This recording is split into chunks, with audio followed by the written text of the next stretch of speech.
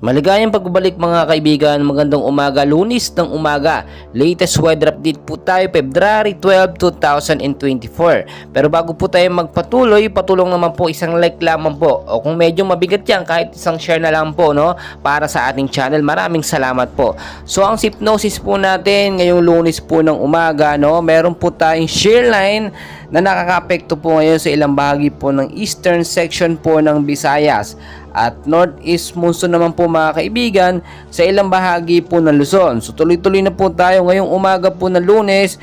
Mainit pa rin po na panahon ng posibleng maranasan sa ilang bahagi po ng Luzon, Visayas at Mindanao. Pero yung forecast natin narito po sa area ng Eastern Visayas, Central Visayas, Negros Occidental, Caraga at Davao Region. Maulap po na panahon ang posible pong maranasan dyan pagdating po sa hapon hanggang sa gabi, no? Isolated light rains to heavy rainfall, rain showers at thunderstorm po ang inaabangan o posibleng maganap dyan pagdating sa hapon. Dala po yun ng shear line at easterlies. So mag-ingat po sa posibleng pagbabaha at landslide kung magkaroon ng malakas na pag-ulan.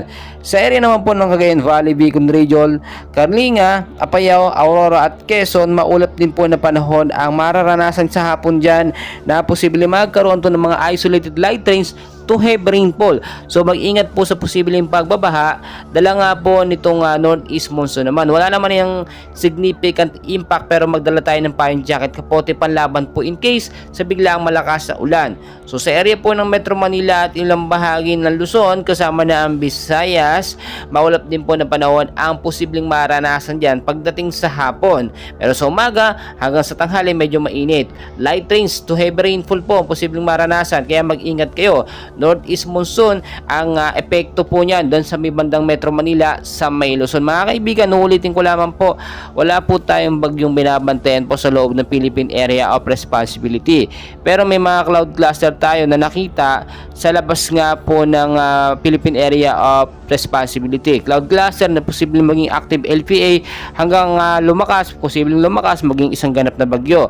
Paalala ko mga kaibigan, always know the weather before you go. Maraming salamat and please don't forget to like and subscribe. Maraming salamat po.